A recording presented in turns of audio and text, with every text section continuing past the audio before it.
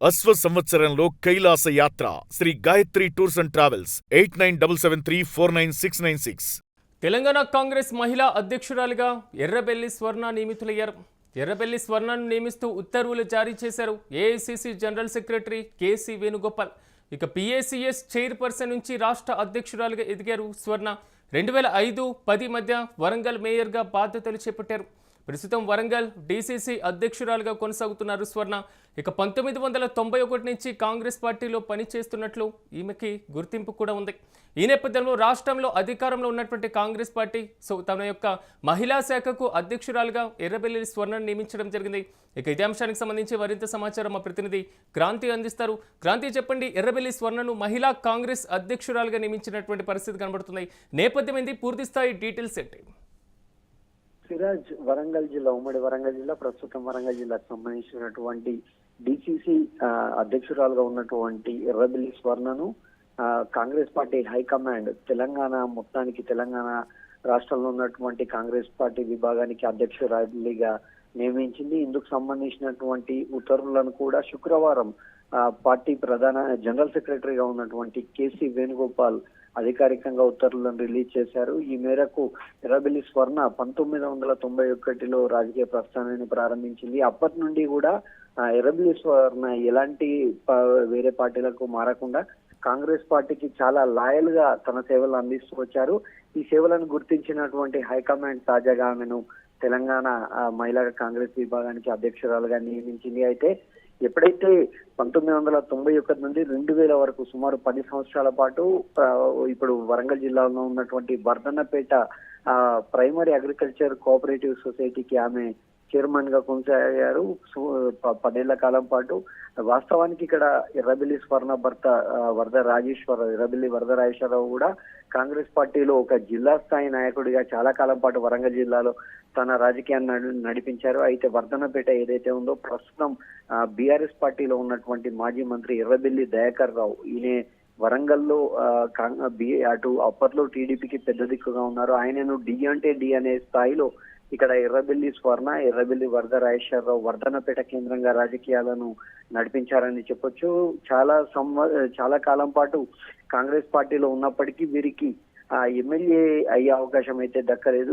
ఎలాంటి సందర్భంలో కూడా టికెట్ దక్కకపోవడం వీరిని నిరాశకు గురి చేసినటువంటి అంశం. అయినప్పటికీ కూడా ముందు నుండి కాంగ్రెస్ పార్టీని నమ్మకంతో ఉన్నటువంటి ఎర్రబెల్లి స్వర్ణను 2005లో ఎప్పుడైతే 2004లో ఉమ్మడి ఏపీలో వైఎస్ రాజశేఖర రెడ్డి సీఎం అయిన వెంటనే నెక్స్ట్ ఇయర్ జరిగినటువంటి వరంగల్ మున్సిపల్ కార్పొరేషన్ ఎన్నికల్లో ఈమెను కార్పొరేటర్ గా గెలిపేయడం వెంటనే అనూహ్యంగా, ఎందుకంటే అప్పటికి వరంగల్ జిల్లాలో ఇటు పొన్నాల లక్ష్మయ్య అటు కొండా సురేఖ వీళ్ళిద్దరూ కూడా కాంగ్రెస్ పార్టీకి పెద్ద దిక్కుగా ఉంటూ రాజకీయం మొత్తాన్ని కూడా వరంగల్ జిల్లా ఉమ్మడి రాజకీయం మొత్తాన్ని కూడా తమ చేతుల్లో పెట్టుకున్నప్పటికీ రాజశేఖర్ రెడ్డి ప్రత్యేకంగా ఎర్రబెల్లి స్వర్ణ సేవలను గుర్తించి 2005లోనే ఆమెను వరంగల్ కార్పొరేషన్ కు మేయర్ గా చేయడం జరిగింది. 2010 వరకు కూడా ఆమె కార్పొరేషన్ చైర్మన్ గా కొనసాగారు.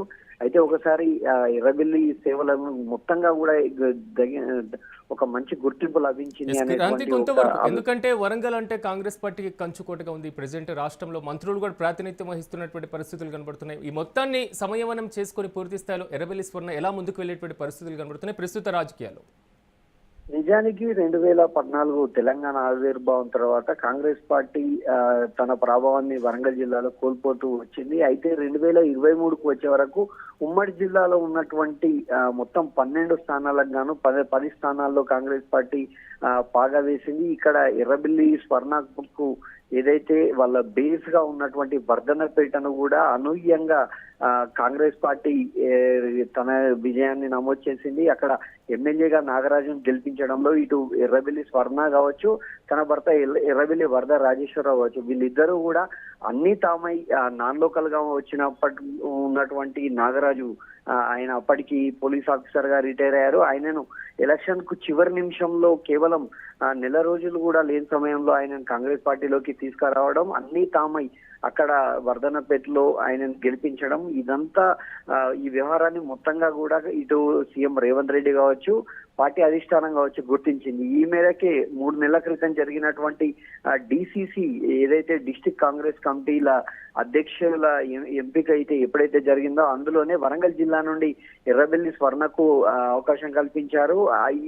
ఈ మొత్తం సేవలను గుర్తింపుగానే ప్రస్తుతం ఆమెను ఏదైతే ఆమెకు సీనియారిటీ సుమారు 3.5 దశాబ్దాల 30 సంవత్సరాల రాజకీయ జీవితం ఏదైతే ఉందో కాంగ్రెస్ పార్టీకి ఆమె ఇచ్చినటువంటి సేవలను అందించినటువంటి పాత్ర ఏదైతే ఉందో వీటన్నిటినీ కూడా ఖచ్చితంగా భవిష్యత్తులో తెలంగాణ కాంగ్రెస్ పార్టీకి కాంగ్రెస్ మహిళా విభాగానికి ఆమె సేవలు ఖచ్చితంగా అవసరం అనేటువంటి ఒక అభిప్రాయానికి అయితే సీఎం రేవంత్ రెడ్డితో పాటు పిసిసి మహేష్ గౌడ్ వీరిద్దరూ రావడం జరిగింది. వీరిద్దరి కోరిక మేరకే కాంగ్రెస్ పార్టీ హైకమాండ్ ఇక్కడ ఎర్రబెల్లి స్వర్ణకు రాష్ట్ర బాధ్యతలు అప్పగించింది. అయితే ఎర్రబెల్లి స్వర్ణకు గతంలో సోనియా గాంధీతో పాటు రాహుల్ గాంధీ వీళ్ళందరితో సమానంగా ఏదైతే రాష్ట్రంలో ఉన్నటువంటి ముఖ్య నాయకులు అందరితోనూ కూడా పేరు పెట్టి పిలవగలిగేటువంటి ఒక చొరవ ఒక బాండింగ్ అయితే ఈమెకు ఉంది.